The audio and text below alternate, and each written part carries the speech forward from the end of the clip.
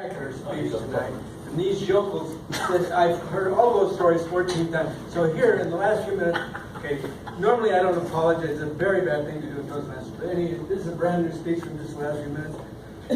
Here's the thing. Laugh and live, cry and die. The more we laugh, the longer we live. We remove stress, we improve the quality of our life, and the quality of life of everybody around us. How many of us have heard of Norman Cousins? He was a famous writer in the 50s and 60s, Saturday Review, he was the editor. He got this terminal disease. It was a cancer. The doctor said he had 6 months to live. And then he was going to die. It was over. So he fired his doctor because he reasoned that because he had this disease, it was based on tension. And he figured that if he could remove the tension, he could maybe cure the disease. So, like I said, he fired his doctors. He went to a motel and he started cranking up old Marx Brothers movies. And he found that 10 minutes of belly laughs would buy him 2 hours of pain-free sleep. Now that was in 1964. He died 26 years later because of what he called, and is now very prevalent in medicine, laughter therapy. But what can we do in our own life to improve the quality for us and everybody around us if we have a sense of humor? If we're all just like this, we're going to make people around us miserable. Let me give some examples. I think I've given through years examples where I've turned something into a joke and it just works, but here's some other examples. My wife was getting starting a clinic. This was like 3 years ago. And the bank kept jerking her around with these stupid questions. They kept asking the same questions week after week. She'd fill it out. They'd come back with the same questions in a different form. It went on for 3 weeks. I was getting irate with these people. She diffused the whole thing, and this is what she did.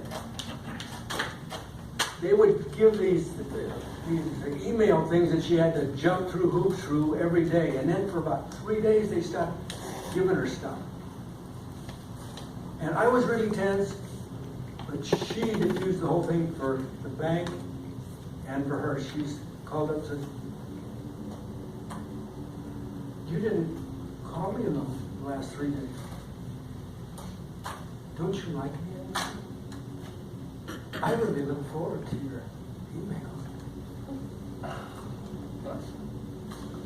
It diffused the whole thing within a couple days and gave up the nonsense, and she got the deal.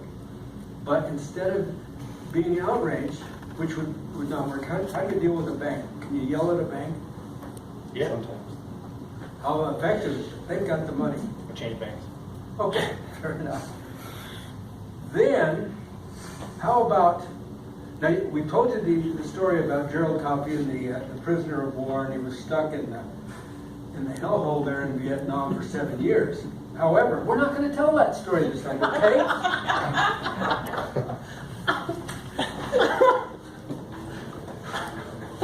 One time, he was there for 7 years. One time, he was just in the filth, and it was so discouraging, and he was so tired.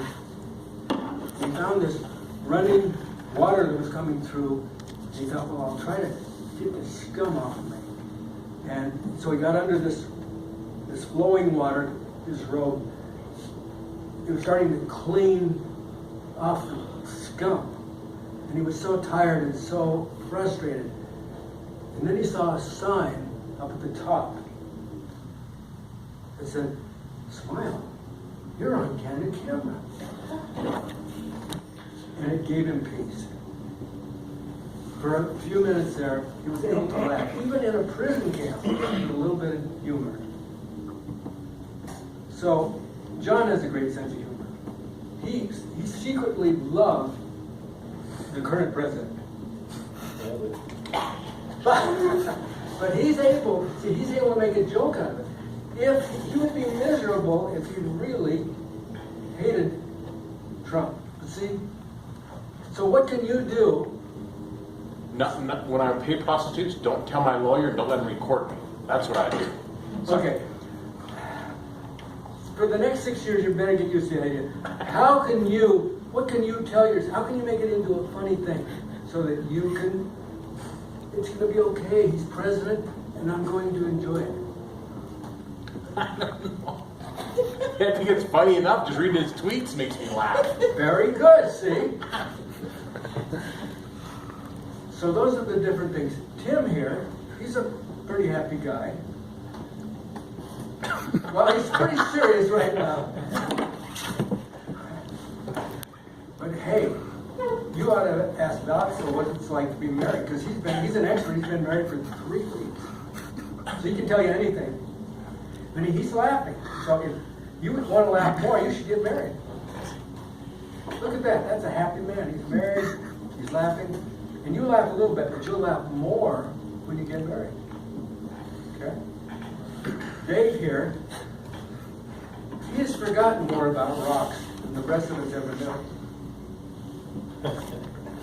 What is funny about rocks? Nothing. They're not nice. But you know what the neat thing is about Dave? He's got that twinkle in his eye. He's always got the wry sense of something. And that keeps you young. So those are the sort of things, if we go through life like this, I can remember one time I was cleaning a carpet. And the guy was watching me like a hawk. And I like to joke around when I'm cleaning carpets. I know that's hard to believe. But this guy wouldn't say a word, and I was just going for 15 minutes. And he wouldn't say a word, and I was getting really self-conscious. I keep going, doesn't say a word, and then I say, did you ever dream that cleaning carpets could be this exciting? And he didn't even laugh then. So I realized this guy's hopeless. But most people, if you can find the humor, you diffuse everything. Abraham Lincoln was in this heated debate. And somebody said, they were yelling at him, they were saying terrible things, and he diffused it all with this. Somebody said, Lincoln, you're two-faced. And he said, really? If I had two faces, do you think I'd be wearing it this way? In a discussion, game, set, and match. So when we can joke, we diffuse the pressure. We'll live longer. We'll feel better. Damon here's got a great sense of humor.